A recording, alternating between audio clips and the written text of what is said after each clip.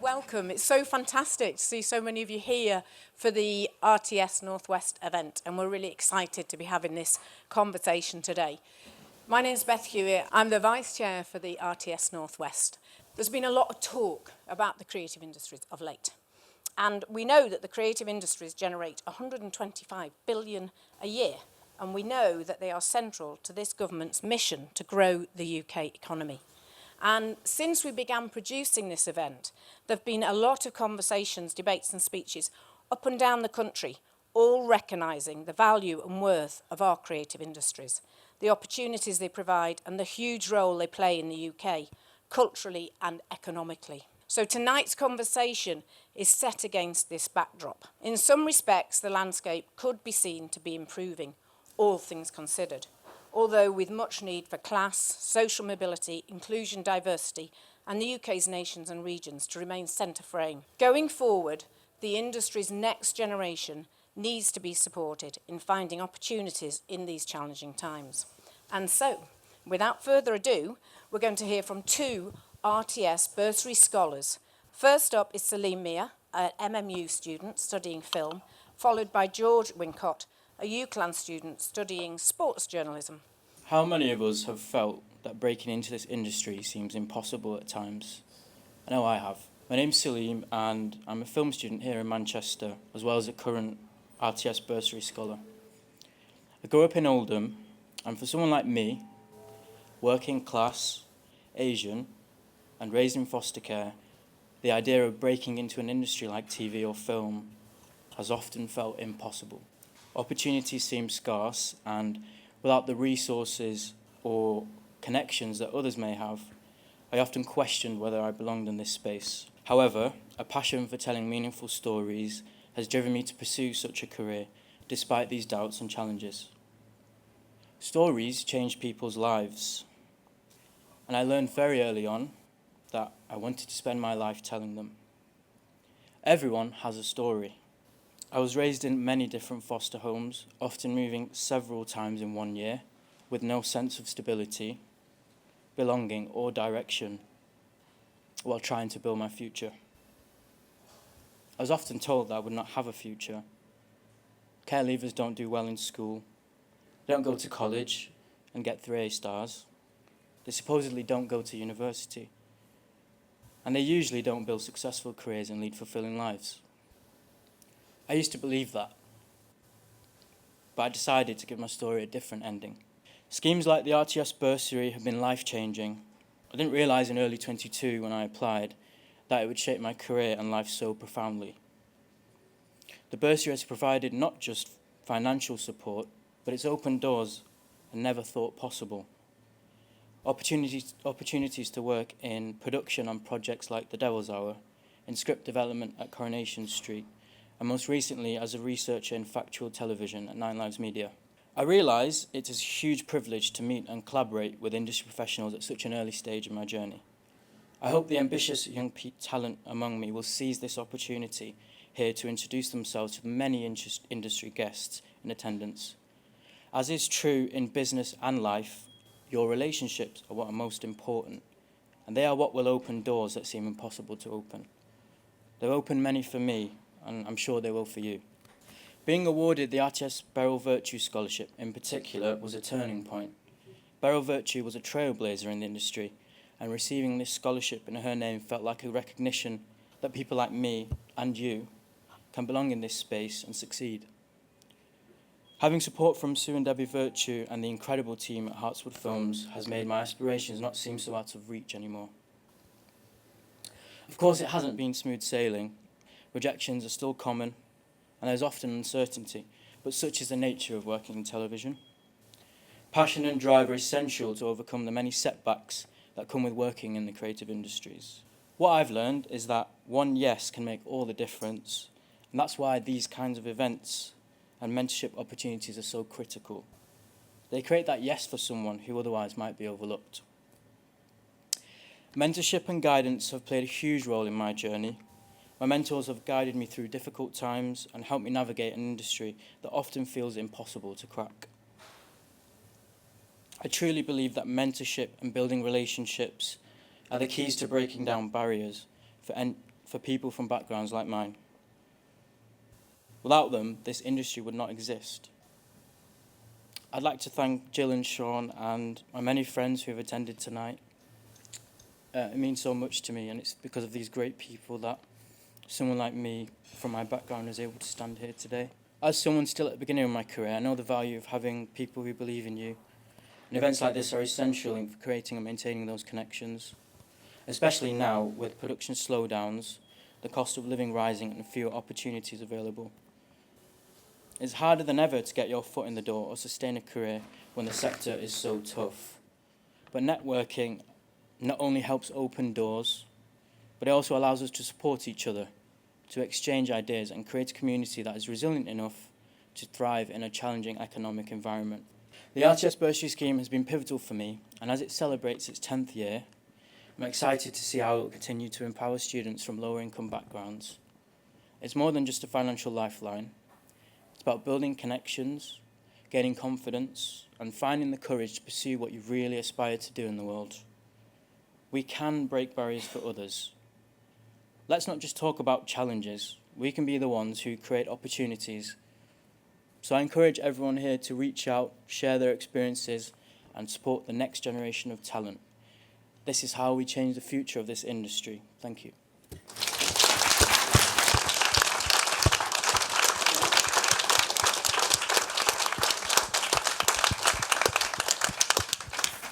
Hello everyone, my name's George. I'm a third year RTS scholar and a sports journalism student from UCLan in Preston. Now, before we start, can I just say we've got a great panel here tonight.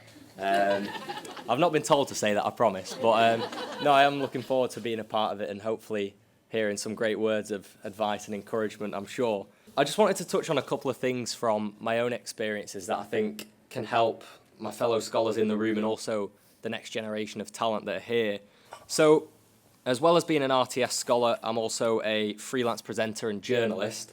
So I work in sport, TV and radio across Lancashire. And I've always wanted to be a presenter. You know, it's something that I've always understood would be quite difficult to get into, especially in challenging times for the industry like we're here to talk about today.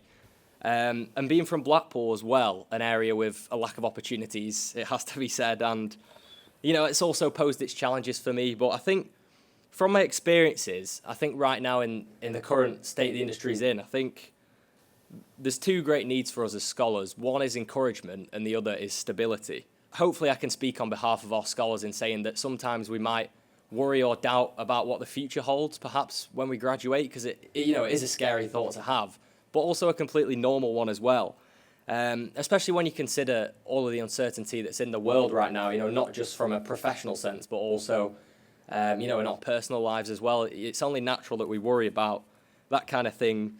But luckily, that's where organisations like the RTS have stepped in, with nights like tonight, giving us mentors in the industry, of course, the financial support, and just meeting like-minded people on the way as well, which really gives us a great lift to not only boost our confidence, but give us a platform to build on for the future, which I think sometimes you can lose sight of when you worry about how things are going. So for me, I think the biggest piece of advice I can give to anyone in the room that's a fellow scholar or someone that's wanting to get into the industry is that you've just got to trust the process. You know, things definitely won't happen overnight, as we know, but at this stage, showing your enthusiasm, putting the hard work in, and taking every opportunity that you get is literally all you can do, because there's not really any other choice. And also, I think it is easy to lose sight of that sometimes. So, with that in mind, I think it is important to mention that there's no sort of magic formula or magic things you need to say or do that will get you in a job. Everyone's journey's different. And hopefully, by doing those things and just keeping positive, everything else will be able to fall into place. And I think what I've quickly learned as well is when opportunities like tonight do come around, it is all about using your initiative and getting out of that comfort zone of yours, because we're in such a competitive environment and so many people want to get into the industry, not just in presenting what I want to do, but also in TV, behind the scenes, whatever it may be. You have got to push yourself out of your comfort zone, whether that's asking for opportunities, speaking to different people, just coming to these events and experiences to make sure that you can get yourself one step ahead. So I think tonight we're going to be discussing what the future of the industry holds and where it lies. But I think encouragement definitely plays a big role, especially in young people, which is what I wanted to talk about really, because I think it is those small incremental steps that over time will build up and lead to something great. Hopefully that's the plan. So my message to scholars tonight and people that I can hopefully talk to later is that you've just got to be enthusiastic about what you do, push yourself out your comfort zone and keep the faith, I think, and hopefully the rest will fall into place. Thank you.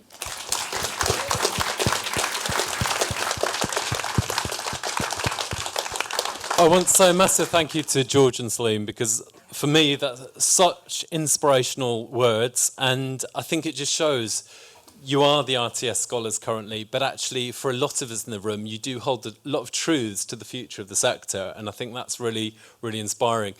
I think why this evening came about, as Beth has touched on, is that we are constantly fed the rhetoric, the industry is in challenging times. It is in challenging times, but also the world will always need content. How that content is paid for, how it is made, how it is constructed, that's up to us to kind of come together and make happen. And I think that if we all listen to the rhetoric about it's all too difficult, it's all too hard, those of us that are passionate about making content wouldn't continue. And I think that what we believe at the RTS is it is about encouraging more forums where we can come together collectively, even if people are out of work, even if they're facing hard times. Because if you're passionate about telling stories, as these guys have talked about, you will want to continue telling stories. And we have to collectively find the solutions of how we do that. Why we're here on this site, and as Beth says, huge thank you to our hosts, but this is close to the home of the heart of Granada at the foot of Quay Street. And for me, when I did my first work experience at Granada back in the day, it was this amazing building where the networking happened naturally and organically.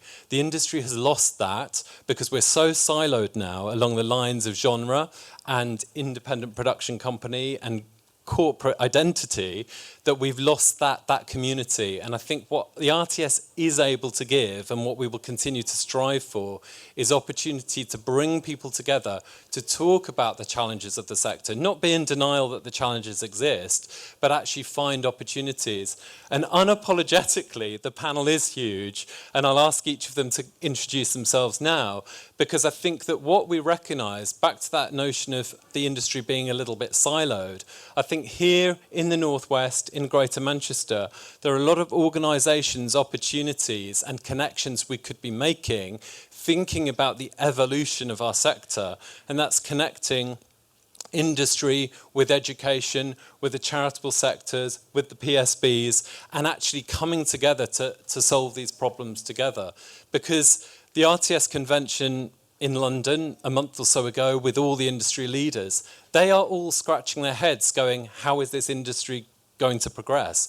So if those at the very top of the industry haven't got the answers, we might be more likely to find the answers in this room than they are in that room. And I think that that's exciting, and I think you all can have that ownership. Back to what George and Saleem are saying, encourage you to network, encourage you to talk to others, because I know that we've got two of the future industry leaders sitting in this room now, and you'll only in 20 years' time, they might be laughing at me now saying that, but I know it's the truth, and that's exciting. And I think that that is the value of the RTS scholarship scheme. So yeah, sorry, I've rambled on enough. Would you kick off, Louise, and introduce yourselves? Yeah, hi everybody. I am Louise Brown. I'm the Industry Partnership Manager for BBC Apprenticeships and also the Finance Officer for RTS West Midlands. Well, sorry, RTS Midlands, not just West Midlands. Hi everyone again.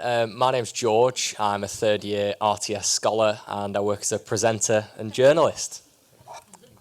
Hi, I'm Shauna. I'm a development editor at Northern Sister, which is the Manchester-based office of Sister. Hi everyone, I'm Ellie Metcalf. I'm the Crew Facilities and Skills Manager at Screen Manchester, which is the official film office for the city. Hi everyone, I'm Izzy. I work at Home, which is an arts centre not too far from here, and I run our creative engagement programme for film, working with young people, communities, schools, all that sort of stuff.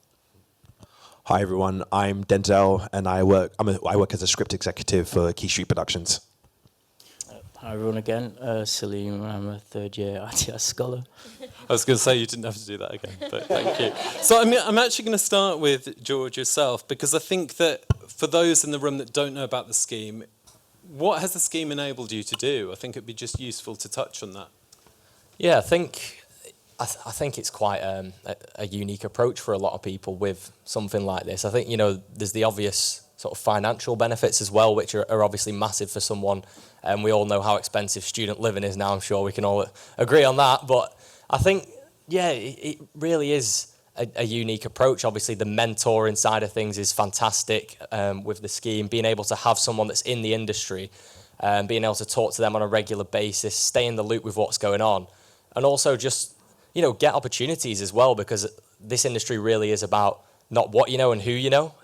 I think it is important that not just with that one person that's your mentor, but also the people that they know as well that are in the industry. When you come to these events like tonight and other networking events that the RTS has hosted, I think leaving your comfort zone is something that I like to mention as well. But sometimes it's easy to forget how difficult it is to actually talk to people that are in the industry that you've never met before, especially when you're a student like myself and Saleem. It can be quite daunting at first, especially when you're someone that might not have a lot of experience when you first start uni. So I think coming to these events just gets you used to that. It kind of forces you to talk to those people when you come down to these events. So I think it just gives you that sort of leg up, confidence-wise, but also getting those key contacts as well, depending on what you want to go into. There's always a great mix of people. And Saleem, would you just talk through how the application process worked for yourself? Because I think it's good for people in the room to know that. Well, with the application, you sort of have to, there's a criteria, and that is you have to come from a low-income household. And part of the application, you have to sort of talk about why you want the bursary and why you should be chosen for it. But a key thing, I think, is that they want to know you as a person, not just your achievements and what experience you've already had or what you've already done. So I think it's within the application, I think it's really important to talk about who you are and why you want to work in television, and also just tell your story, I think, as well, because the people reading those applications want to know who you are, not just what you've already done or what kind of television you're interested in. And so I did the online application, sent that in, and then had an interview, which was very relaxed and informal, which is helpful. And then I just got a call when I was in a lecture, actually, and then they told me that I got it. So That's brilliant. That's brilliant. And also, I think that, as Beth mentioned in the opening, I think that with the new government, there is a kind of increased kind of ambition to kind of look for opportunities and emerging opportunities. And that's where we're coming on to the apprenticeships. And I think, Louise, could you talk a little bit about the new potential opportunities from a BBC perspective of apprenticeships, how local indies, how local businesses can be working with that? And I think the thing that interests me more is back to that thing of the industry being quite siloed, is I think what more could we be doing? So as well as being chair of RTS North West, I run a very small independent production company in Manchester. And I think there could be much more interaction with film, with games, with theatre, with other arts forms. So do you want to talk a little bit about the ambitions of the scheme? Yeah, well, firstly, thank you for letting me follow George and Saleem, who are utterly inspiring. I don't know how I follow that really, but they are prime examples of why the BBC are doing what we do with our apprenticeship schemes, is to give people opportunities and to find that talent. The BBC are working towards 1,000 apprentices every year by 2026 on our books. But we know that there is even more talent out there than that, and that there's a finite amount that we can do. Those apprentices aren't just working in production, they're working across legal, HR, IT, all of the different departments in the Beeb. What we want to do now is to extend that really across the industry. And Tim Davey has been very clear that actually with our apprenticeship offering, we are not just training for the BBC, we are training for industry.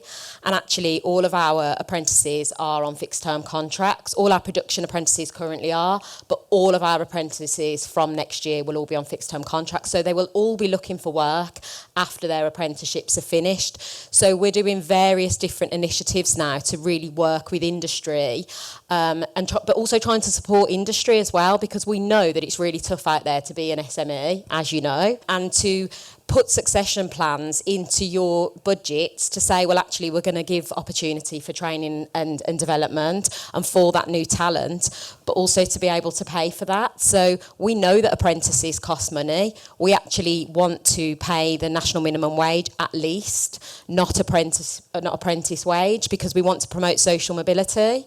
But we know that that means then that there's a cost for SMEs. So we're running various schemes within the BBC, some of which we will pay 50% of the salary for indies with a BBC commission to take on an apprentice. We'll pay 30% of the salary for indies that haven't got a BBC commission, but we will support you through that journey. We'll pay for all of the training as well through the BBC's levy.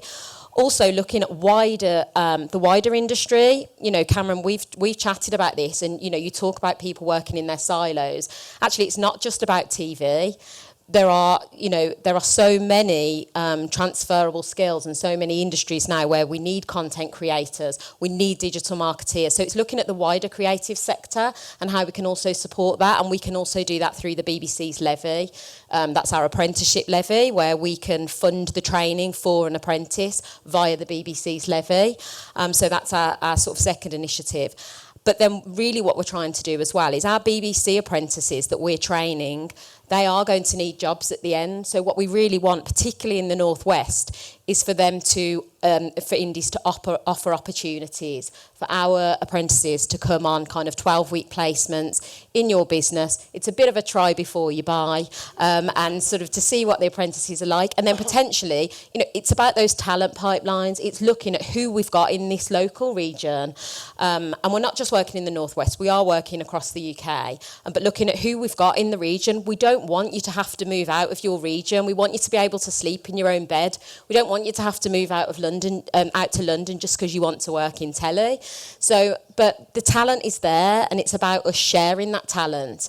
And I do think we need to get out of our silos. We're producing talent via the BBC. Let's get that talent into the indies then, and vice versa, and also into the wider creative sector. So this, as you said, is a conversation starter. There are lots of things to go at, but if you're an indie who's interested in working with the BBC, please come and have a chat with me afterwards, because we absolutely, you know, want to collaborate. Beth is in the audience and has just been on an apprenticeship with title role. But I was just wondering if you could just say a few words about your experience, just for others in the room. I'm currently a BBC apprentice. I joined last September and I finish in April next year. There's so much that I can say about the scheme. I don't have to tell everybody how incredible it is to be in the industry or to be aspiring to go into the industry. It's something that I've wanted to do since I was a kid, and I actually didn't think that university was the right pathway for me.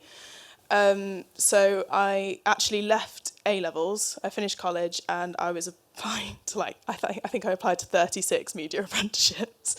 And I got the one at the VEB, and I'm doing production management, and it's a level 4 qualification. And with that, I have 19 months experience on a programme, but it depends where you get placed. So I was placed on BBC Breakfast, which is my full-time placement. External secondment industry placement opportunity for you and for anyone on the scheme. It was opened up to the public service apprentices this year, which I fit the bill for. And I really wanted to get experience in pre-recorded TV. So just round the corner is Title Roll Productions, and I was very fortunate enough to go and work there. And they are an independent production company, and they do factual television. So I did 2 documentaries and a podcast, and it was absolutely insane. I was only there for 12 weeks and I did 4 projects, and it was very go, go, go. But one thing that I will say about the secondment opportunity is do it. If you are looking to apply to work at the BBC in an apprenticeship, I cannot big it up enough. Thanks so much, Beth. Thank you. And I'm going to come on to Ellie from Screen Manchester now, because I think that, and I can see a number of the Waterloo Road trainees in the audience, I think what I'm conscious of, particularly in these challenging times, is there is a real ebb and flow of work. And I think particularly as you're starting your career, if you get a bit of freelance here and then there's a space and there's a bit of freelancing, What would your advice be? So, Ellie, do you want to talk a little bit about your role, actually? Because I think it's useful for people to know, but then how you can support people kind of navigate that, particularly early in their career. Yeah, thank you, absolutely. Yeah, so basically my day-to-day role is Screen Manchester is the official film office for the city, so a part funded by Manchester City Council, which means that every production that comes into the city, I basically deal with on a day-to-day basis. And it means that I can kind of go to them and really encourage them not only to hire locally, so I say, you know, you should be with locally based crew and high locally based facilities, but it's also about what is your thinking around traineeships and placements, because we really need to build the skills gaps that are going on, and then obviously to sustain the talent pipeline within our city as well. So it's a lot of work behind the scenes of saying, what are your needs? And then as a film office, we can help fulfill those needs to make your experience within the city the best one possible. A few years ago, we gained some funding from the BFI and we kind of joined in alliance with Screen Yorkshire, Liverpool Film Office and North East Screen to create Screen Alliance North, which means we're very much more joined up as a northern kind of powerhouse. So it means that, you know, if there's an opportunity in Liverpool, we can say, well, you know, we can send people onto that and vice versa. A lot of our work is done around trainee and placement schemes. So I will say to a production, how many trainees can you put on this production? Because we can fund them. We can fund their wages. We can fund up to 50% of their wages.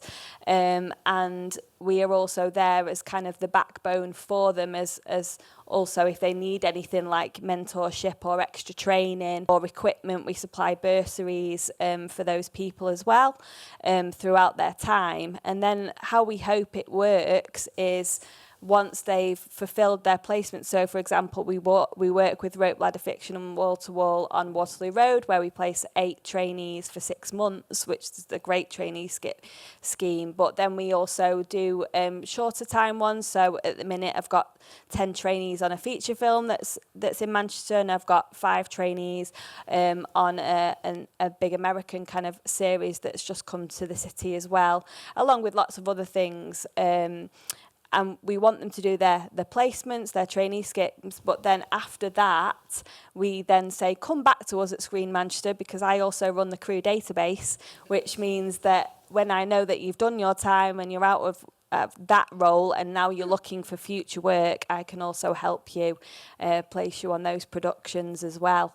And that's basically the wheel of how it's supposed to and hopefully work. No, that's great. And I think coming to you, Isabel, I think that what we're aware of kind of interacting with a lot of graduates, there is a lot of ambition to write, direct, create your own content. And I think we all know that in terms of getting the funding for those things, that's difficult. So I think what interests me is people build sustainable careers for themselves, how we as a sector can interact with organisations like Home to keep the ambition of creative kind of IP innovation happening here in the North West as well. Do you want to talk a bit about that? Yeah, definitely. I think...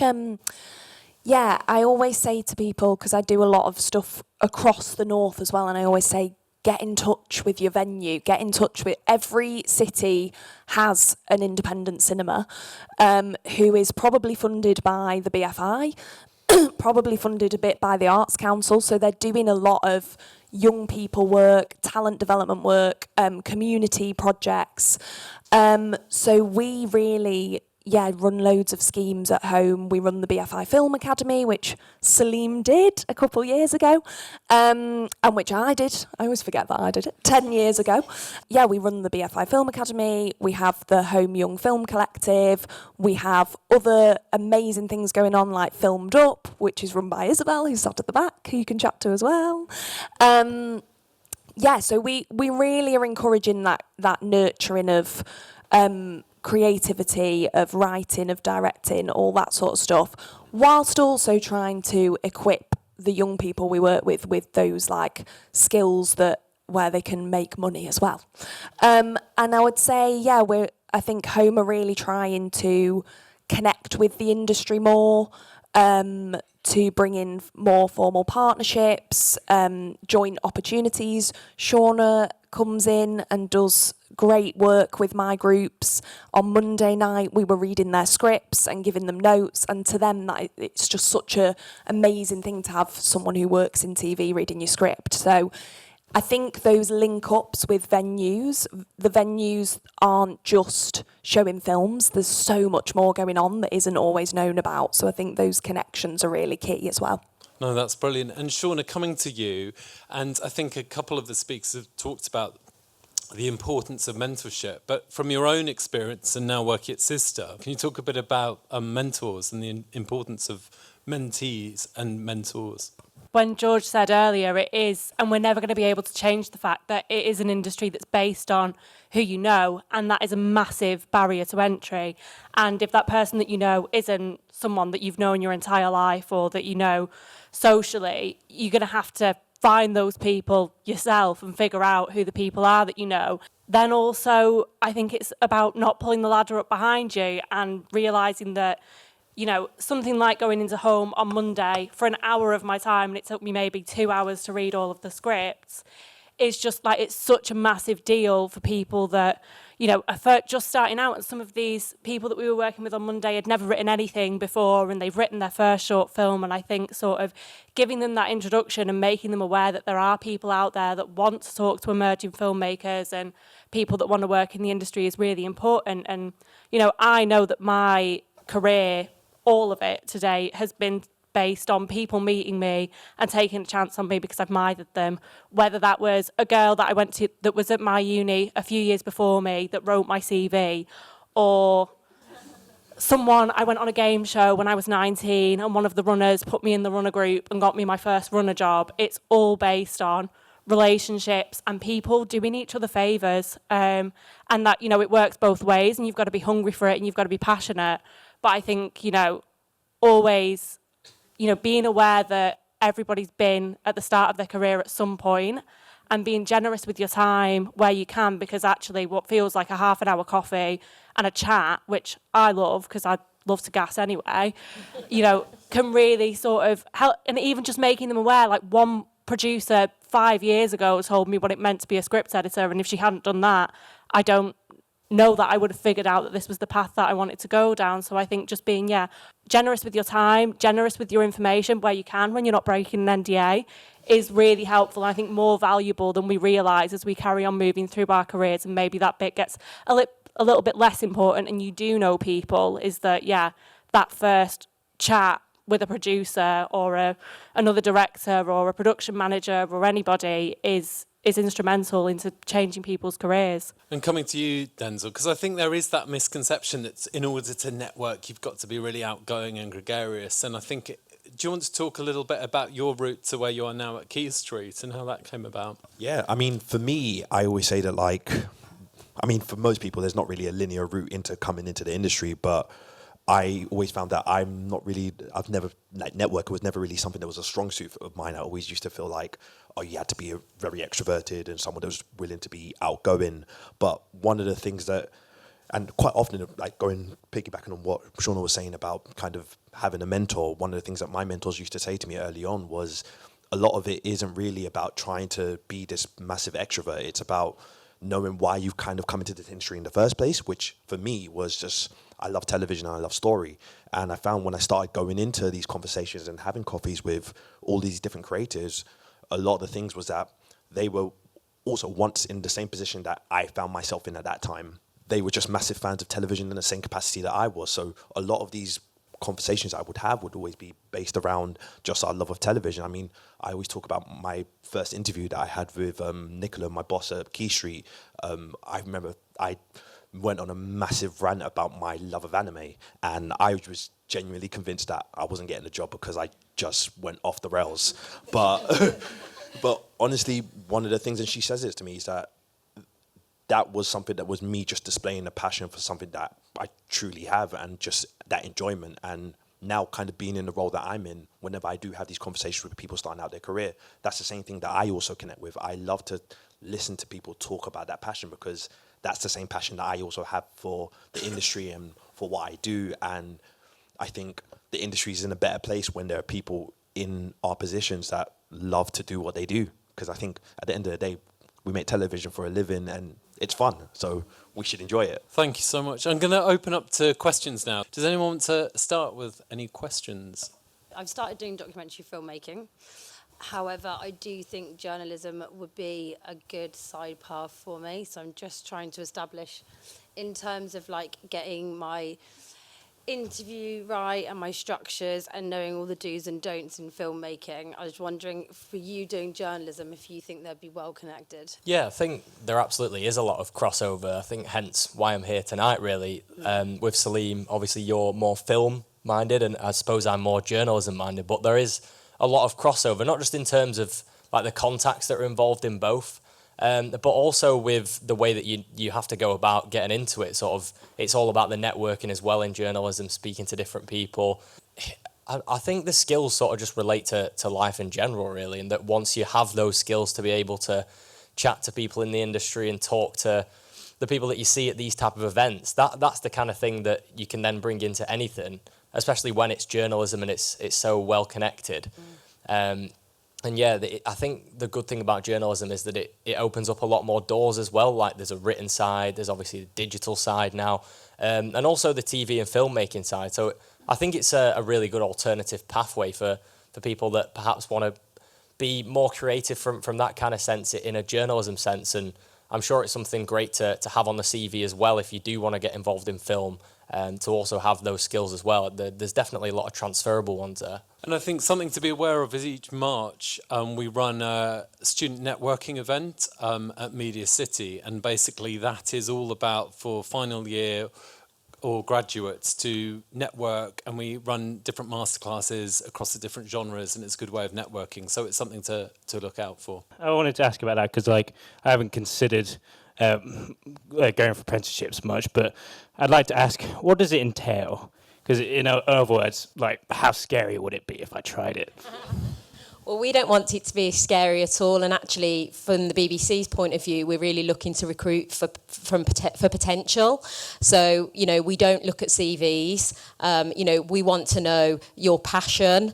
Like Denzel was saying, it's about what you enjoy. If it's TV, particularly that you want to get into, it's what do you watch. Make sure you're watching TV.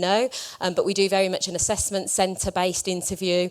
There are then kind of face-to-face interviews, and Nick, my colleague, is here, just sitting just in front of you there, and he actually looks after many of our apprentices, and so it's definitely worth having a chat with Nick about what the whole interview assessment process involves. It is quite competitive to get in at the BBC. This year we had 28,000 applications for 267 places. And so what I would say to everybody is please do apply. We're about to open up our recruitment round for starts next September very soon, but also don't put all your eggs into one basket. Make sure you're looking at the other opportunities that are around here as well in your region, and that's also where we want to help with looking at opportunities that aren't just within the BBC. So don't be scared, show passion and creativity, and that's what this industry is about. I think that's what creative industries are all about. It's about showing a passion. It's not something that you can teach. I was just wondering, you mentioned how you get people sort of in like a crew list that you can then give out to companies, and how you find those people or how people go to you to be on that pool of people. We run training days, first of all, so we kind of do 2 major training days a year, which we put out application process for, and then you apply to be on that, and it's about for like 65 to 80 people that go through that process, and then that's kind of like the pool that we work from in terms of like them placing people onto productions. However, that's not to say that we're limited to that, because it sounds crazy because I know how many people kind of come to me with CVs and things like that, and as Louise said, a CV isn't. That's why we run the training days more really, because a CV doesn't display the passion. So we like to meet people. We like to have numerous coffees with people and just sit down and really learn what it is that you want, what you're interested in, because a lot of the productions that we work with are really specific when they say we are looking for a sound trainee or we are looking for a costume trainee. So I really like to understand, and so do the rest of my company, what it is about you. It's exactly what Saleem said, what it is about you that you want to work in that department and why. So when we go to the productions and they ask questions, you know, we can say, oh, you know, we've got the right kind of people to put forward for that role. But yeah, so there is opportunities always. And as Cameron says, I think it's really, I like to see the film office as a place where it can offer that kind of support and mentorship for anyone, even though you might not have worked on something beforehand. I'll always say to people on the training days, if you're offered a work experience role and you're not too sure whether the company's a reputable company and you've not heard them before, pick up the phone and ask me, because I'll let you know. It's like that amount of kind of like support that we like to put in. So I also think it's what we're finding working with a number of the universities in the region is that actually a number of the roles that are available are kind of hidden from view. Most people graduating talk about writing, directing, but actually there are a huge number of roles available and across all skills areas. And I think from accountancy through to, as you say, makeup, craft design. Denzel, you were touching on earlier the fact that you hadn't even heard of the role of script editor early in your career, and that was a bit of a revelation. Before I'd even heard of the script editor role, I'd been working in the industry for about 3 to 4 years, and I remember working in the middle of a production and encountering the script editor on my job and kind of going, what is it that you do? And then when they told me about the job, I was like, like no one had told me about it at university, no one had told me about it when I was on it, and I was like, that's literally my dream job. Like, what can I do and how can I get here?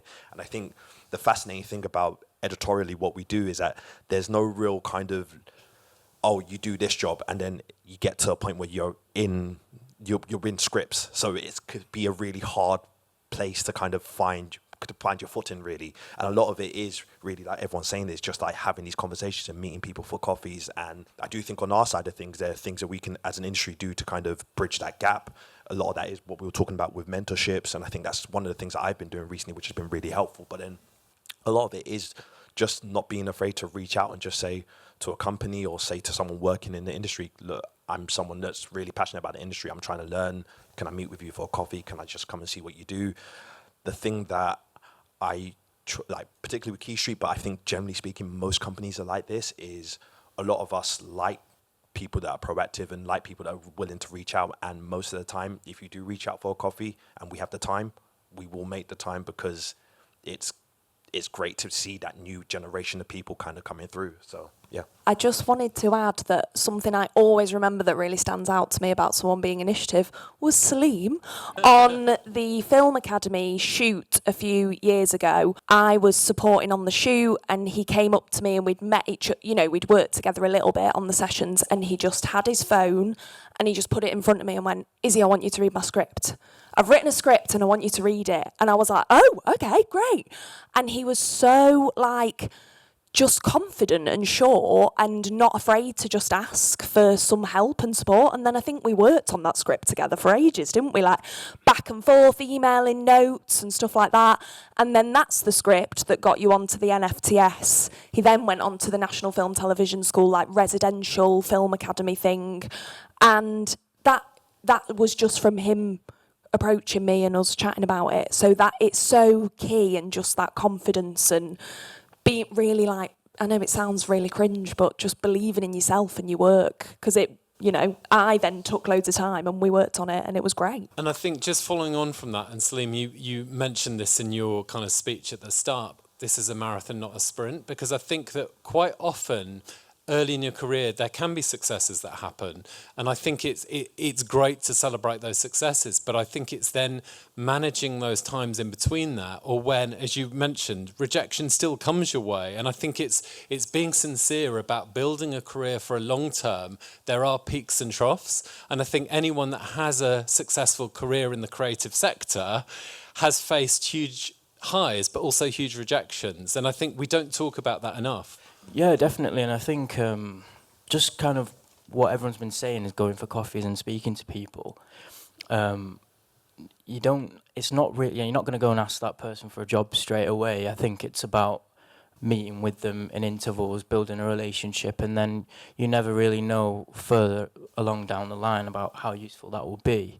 So like you said, it's about trying to think longer term, and there will be times where you will be struggling and you won't be doing what you want to be doing, but it's just about that perseverance and thinking longer term, and building relationships that will be useful, maybe not now, but in the future. I think that's important.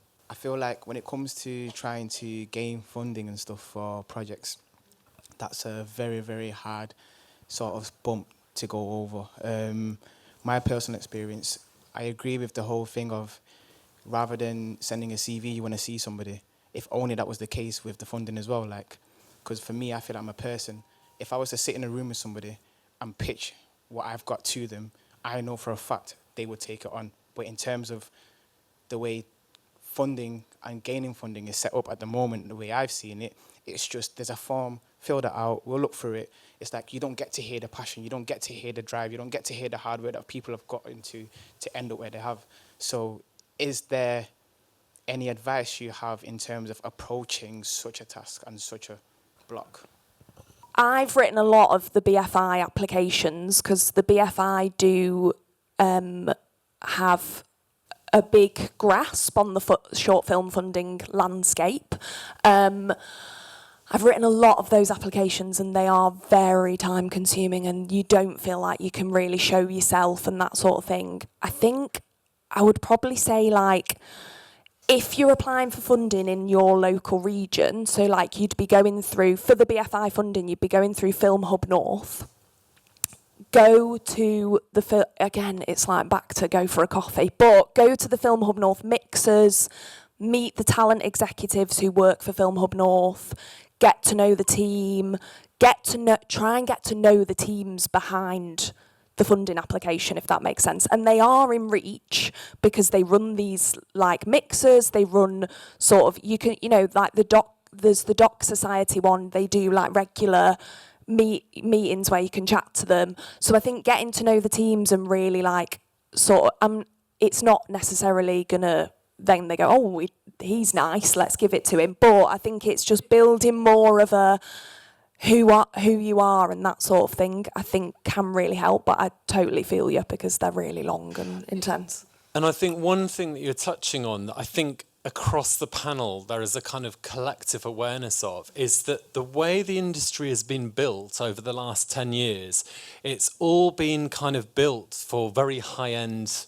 production because of the advent of the streamers. And on the one hand, that's been incredibly great for the economy, and the government will talk about the huge amounts of money in the sector, but 72% currently is coming from outside the UK, and that means that the IP isn't being developed here. I think what we need to kind of collectively find a solution for is creating content which probably is a lot cheaper, but means that we can get voices like yours heard and seen, and then build those careers from there. And one conversation that Ellie and I have kind of started having is how can we start removing some of those structures that the industry has placed around content creation, because I think it is up to this next generation to really kind of innovate in content creation, and that probably does mean lower cost content, but I think that that's where real innovation can happen. And I think some of the most amazing breakthrough shows, contents have started on quite shoestring budgets. So I think that too often we wait for other people's approval before we start making content. And if we can make content cheaply, get it seen by an audience and grow that audience, I think the power is in your hand. But I think too often we're told the power is in someone else's hand. And I think that that is where the industry is not progressing as fast as it should. But I think that's a collective responsibility. And I think that that's why we need conversations like this, because, as I said, if we're all working in the same building, those conversations would be happening in the canteen as you're buying a sandwich at lunch or something. But those conversations aren't happening because, as I said at the top, everyone is so segregated, and that is an issue which we're talking about. Absolutely, and just to add to that, actually, is if you are because obviously I run the crew database, and part of that crew database is for new entrants, trainees, and just people who want to develop their skill. Come and chat to me later, because I've got such a wide array of people on there that love to just create content and they just want to collab with each other. So I'll be able to put you in touch with people and work on that conversation, as well as hopefully we will do. You know, keep going forward and doing that. But, you know, coming to things like this and voicing that to us is a great starting point, and keep doing it. And I think, as Isabel's talked about, we have huge sympathy about all those forms and the form filling, because it is a barrier to entry, isn't it? It's really challenging. What have you got the most out of doing it at university? I'm not just talking about basic technical skills, which I hope all universities teach. And the other side of the question is, as shining examples coming out of university and hopefully entering these pipelines, what do you believe universities should most do to keep whatever you guys have got in buckets alive and shining like you've still got? I think it's just going to go back to what I spoke about before, really. I think that the biggest thing that I've got out myself are the people skills that have been provided. And it might sound, you know, like quite a basic point, but I think it's a really important one, because when you're in an industry like film and TV or journalism or whatever it is, you know, it is really, there is a heavy emphasis on, like we've spoken about tonight, talking to people, you know, going for the coffees, etc. So I think the biggest thing I've noticed is that you feel like a completely different person to the one that walked in the door at the start at 17, 18 to now. So I think for me, that's got to be it, really, yeah. Well, the nature of a lot of creative courses is that they're very collaborative, and you do have to work with a lot of different people. And as everyone said here, the industry sort of runs on relationships, professional partnerships and things like that. And I think for me, you know, I was speaking to someone earlier and they said that, well, Denzel, actually, you were saying that some people you went to uni with are now in the industry as well, and you kind of work with them very often. It's about building those relationships before you even enter the industry, and then later on, I think, you know, the people I've been working with at uni, I'll probably work with in industry as well. So I think it's that, and like George said, the people skills. And I mean, university as an experience itself, you do change. I think by the end of it, you learn a lot, not just about, you know, what your career is going to be like, but also the people skills. And I just think it changes you as a person. There's a lot that you get out of it, I think. In terms of what universities can do, promote schemes like the RTS Bursary scheme, because like, if they have the students on this scheme, it opens a lot of doors. And you know, I think it gives them access to mentors and industry experience. I think there is sometimes a problem with education and bridging the gap between industry. So it's very important, I think, that the universities make more of an effort to bridge that gap. And this is a great example of how to do that. Can I just add to that as well quickly? I know you mentioned before, Cameron, about there being a lot of ebbs and flows in the industry, and I think that's no different from a student's perspective as well.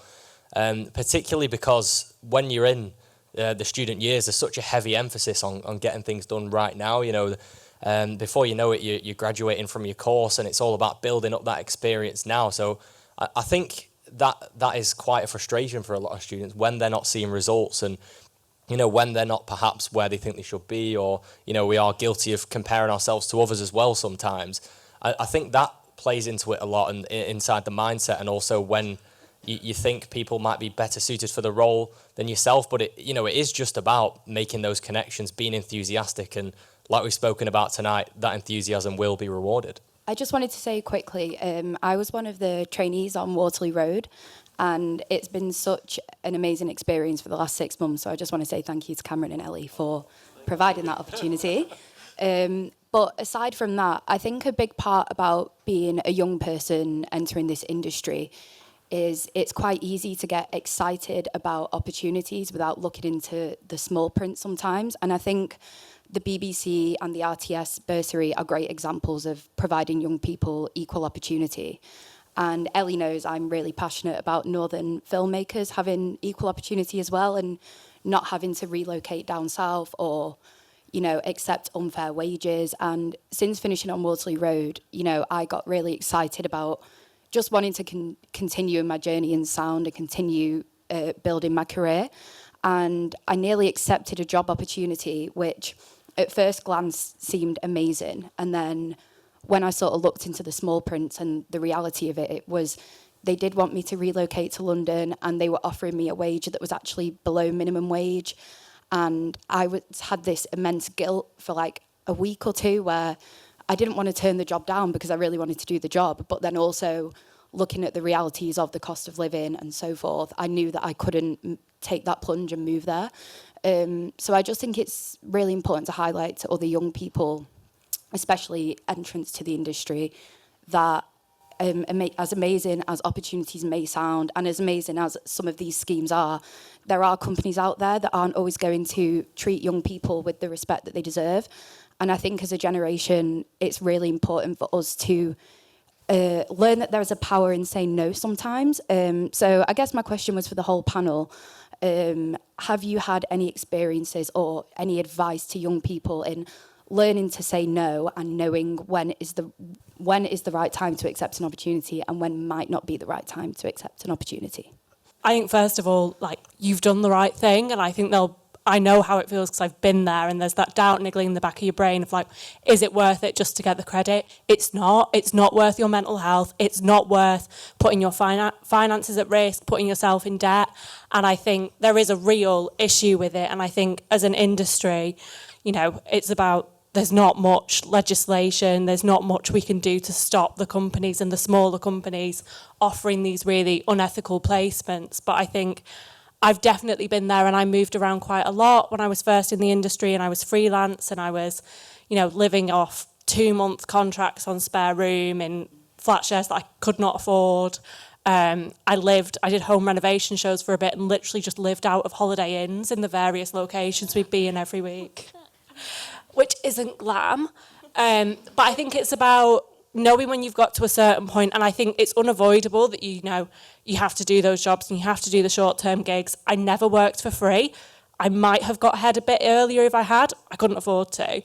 And I think it's just knowing when you've done enough. And I got to a point just before I got the role at Sister where I was like, okay, I'm going to do it. I'm going to sign a tenancy agreement. I'm going to commit to being in Manchester. I'm going to give myself an actual life.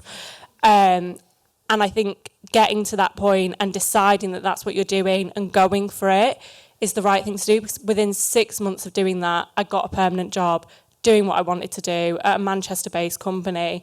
And I think having built up the experience first and being open to do that was really important, but also drawing that line for myself and making it known to the people that I knew and that I was working with that I was serious about, I was staying there, and the opportunities do come. And I think it's hard to balance the patience with the also wanting to feel like you're making strides in your career and everything. But I think you're right. And I think it's really important to draw those lines of being like, actually, I'm not going to carry on being part of these exploitive practices by working for free or by working for less than is legally meant to be allowed. And, you know, hopefully that will change, that's being offered at some point. And I think there is a really careful conversation to have there, because I agree with everything you're saying. And I think that for the content kind of creators in the room, so the writers, directors, what I would say is in terms of paid work, ongoing work, and working as a runner or working on those shows, that is great. But I think that in some areas of the sector, there are expectations about what you might get paid as an less experienced content creator.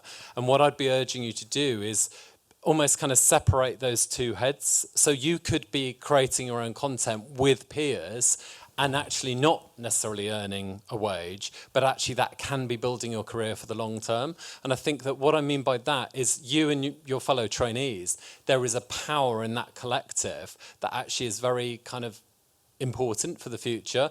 So I think it's separating your expectation of working on established shows, known brands, known productions, and Ellie can always do a health check on that. But if you are ambitious for creating content with your peers, it's being open that might not initially kind of bring in a healthy wage. Do you know what I mean? This is a topic that's always been a passion of mine, because it's something that's happened to me quite often when I first came out of the industry and I'd found myself in situations where I'd basically not been paid for work. There is a power in saying no, but then it's also one of the things that can be quite scary is that fear that you might be blacklisted. I just wanted to also add that that's not a thing. That never happens. I've had people literally say to me, make sure you never work in the industry again. I'm here now, so clearly they were wrong. But then also what Cameron was saying before about relationships. In this industry, relationships are currency. Your relationships with your peers at university, your relationship when you're first coming out, all of these little chats that you're having, at the time, I think Saleem said it earlier, but like at the time, it might seem like that relationship might not immediately deliver a job or immediately deliver paid work or in any capacity, but you might find yourself, that conversation might lead to you being in a scenario 6 months, 8 months down the line. I remember one of my first production runner jobs, I was hounding the coordinator for that job for about a year. It's really funny because she works at Quay Street now. And every time I Google her name on my emails, like the pestering emails that I would send her comes up. But I had built that relationship with her for almost up to a decade. And it wasn't until 3-4 years down the line where she was literally looking for someone to help out for 2 weeks that came up. So if there was anything just to kind of add to like that power of saying no, it's just understanding those relationships are currency, and it might not be immediate, but it comes with time. Just to very quickly say on the flip side of that, I do think there's a lot more that we can do as an industry, because definitely within the BBC, when we're looking at partnerships, we're looking at corporate social responsibility. We only want to work with indies that are aligning with the BBC's values. And actually, you know, as I said at the start, we know it's tough out there for SMEs, but we also want to make sure that when we say that we're providing opportunities for all, that we are actually doing that, and that we're not just expecting people with the bank of mum and dad to be coming out and filling the industry and it being exactly the same voices as we always hear. You know, that's why we want to offer a good wage through the BBC, but also through indies that we work with, to make sure that if you're doing an apprenticeship or a traineeship, that you actually can stick with that and that it's affordable for you, and that we are promoting social mobility, and that, you know, we're going and attracting people of all backgrounds to this industry. And I think that is where the industry has got a lot still to learn, really. To be a bit more positive about it, I think the industry is changing a lot. There is conversations that go on all the time with like companies and industry leaders to say, how can we become more regulated? How is this going to change with like good work practice and things like that? So I think, yes, it does still happen. It happens a lot less now than it did in my time, you know, but it is changing, and people have realised that in order for the industry to grow in a really positive way, to look after mental health, to really give workers rights, and that, you know, the people coming into our industry, your attitudes are all changing, you are prepared to say no. So as an industry, we have to work to allow that to happen. So it is changing, and it's getting more positive as well. Thank you. That's a good note to finish on. I'm so sorry we've totally run out of time, but this conversation can continue. We now want to run sessions like this regularly. Fabian at the front here has organised something on the 6th of February, so we're already looking into next year, venue TBC. But I think well, you feel quite passionately about this, don't you? Is that even those people are out of work, but if you're passionate about the sector, we should find opportunities to be coming together, meeting up, sharing kind of information, sharing ideas, and that's what will give the kind of lifeblood to the industry, continuity, even in this challenging times. Can I say a massive thank you to this amazing panel? Thank you for your time, and to you as well, Leo. Thank you so much. Thank you. And thank you for coming.